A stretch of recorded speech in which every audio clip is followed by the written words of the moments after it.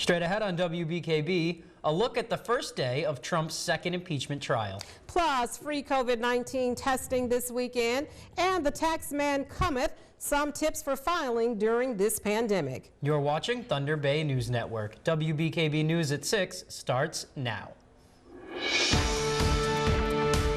This is WBKB News at 6. An in-depth look at news, weather, and sports. From hard-hitting news stories to local events, we're there with coverage you can count on. You're watching WBKB News at 6. Good evening, and thank you for joining us. I'm Sherry Stewart. And I'm Tyler Cruz. Well, the second impeachment trials of Donald Trump began this afternoon. To start the process, the Senate floor heard debate on whether or not it is constitutional to impeach the former president. House impeachment managers began their debate by showing an extension of clips from the January 6th riots and Trump's reaction to the events. You ask what a high crime and misdemeanor is under our Constitution? That's a high crime and misdemeanor. If that's not an impeachable offense, then there is no such thing. The debate continued with Trump's lawyers making the case that the Senate cannot hear the trial of a private citizen and that Trump's speech was protected by the First Amendment. The former president's team also argued that the impeachment trial was simply a political move from Democratic lawmakers. Shortly before 6 p.m., the Senate voted that the trial was constitutional by a simple majority of 56 to 44, with 6 Republicans joining Democrats in their vote to hear the impeachment trial.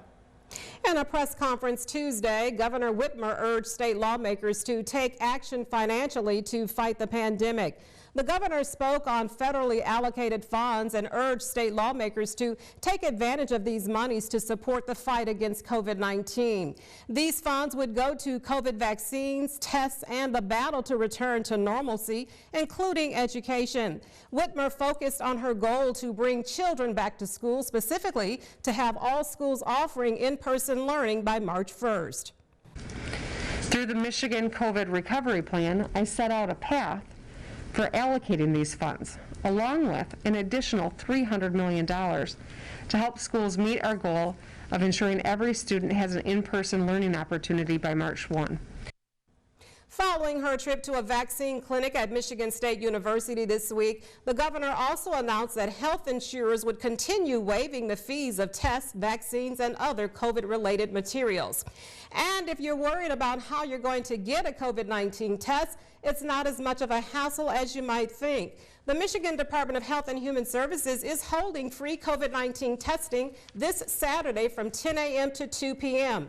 Testing will be held at the Alpena County Fairgrounds Merchant Building. Pre-registration, insurance, prescription, or a doctor's order is not needed. The only thing that they ask is that you don't eat or drink within 30 minutes of your test.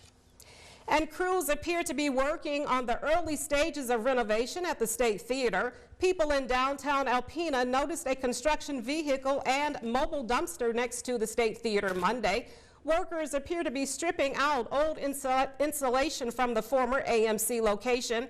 Developer Jeff Konjak purchased the theater in 2020 and aims to restore it to its original function as an opera house. Well, Michigan Department of Transportation has announced their road ahead in fixing the state's highways.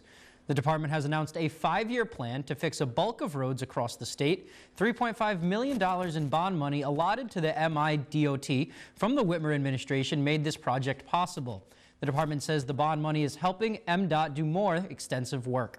The bond money will be used over the next 5 years, and 49 roads and bridges are expected to go under construction over this period of time. Republicans in the State House have some concerns about paying back the bonds from the Whitmer administration.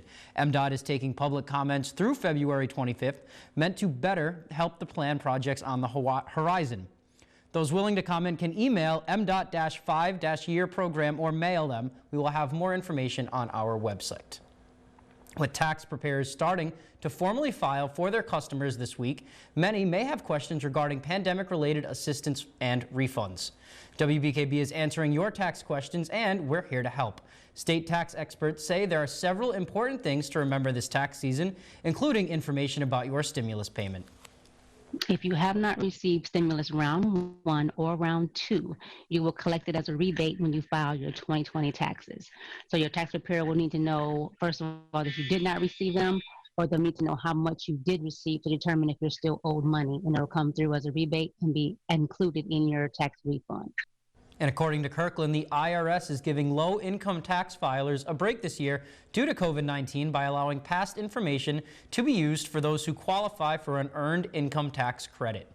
So those filers would be affected because earned income is what determines how much you get. So by people having to go on unemployment or their jobs closing during the pandemic, their earned income would be a lot less than it was in 2019. So what the IRS is allowing is that you can use your 2019 income to still qualify in 2020. Nicole recommends to avoid delays in getting your return, have everything your tax preparer needs to file for you, including W-2s and tax forms from the state's unemployment department. Well, Michigan Attorney General Dana Nessel warns Michiganders who are struggling to pay their rent about a new scam. The Federal Trade Commission issued a notice raising awareness of scammers offering tenants help paying rent while stealing their personal and financial information. With many Michigan residents finding it difficult to pay rent during COVID-19, scammers are looking to capitalize on that hardship. They offer assistance in the form of rent and utility payments or legal aid to avoid eviction.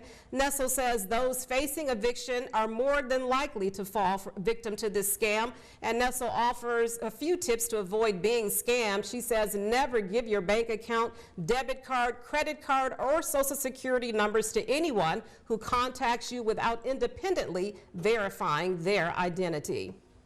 Well, the pandemic has made it hard for everyone to stay in shape, especially our youth.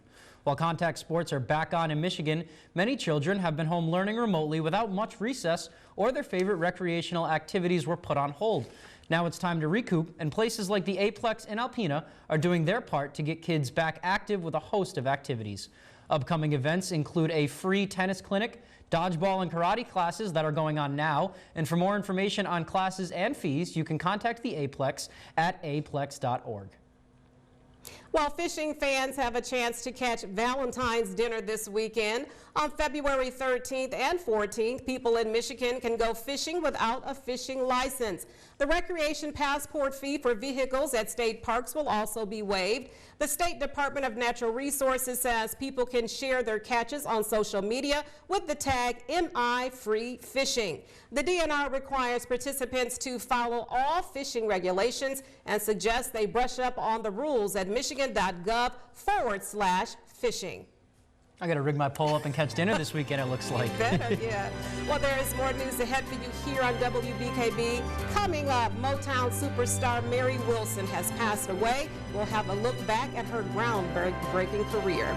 Snow showers begin to increase in our area coming up later in the newscast. Thank you, Ellie. We'll see you in a bit. Motown superstar Mary Wilson died overnight at her home in Nevada. She was 76 years old. The cause of death has not been revealed. Michael George has the story from New York.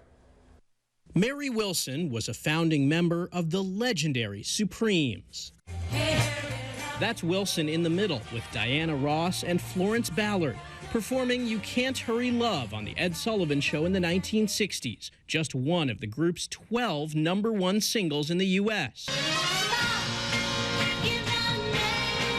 In 1967, the Supremes performed a medley of those hits on the Andy Williams Show. Diana Ross offered her condolences to Wilson's family on Twitter. She wrote, "I am reminded that each day is a gift. I have so many wonderful memories of our time together. The Supremes will live on in our hearts." After the Supremes disbanded in 1977, Wilson became an activist and a best-selling author, but she'll be remembered as the longest reigning member of one of the most iconic singing groups in American music history. Michael George, CBS News. On health news, when is the best time to start screening for breast cancer? Plus, the link between high blood pressure and common heart rhythm disorder. Naomi Ruckham has a look at some of the day's top health stories. High blood pressure can lead to heart rhythm disorders, according to a new study out of London. Researchers found that elevated blood pressure was associated with an increased risk of atrial fibrillation.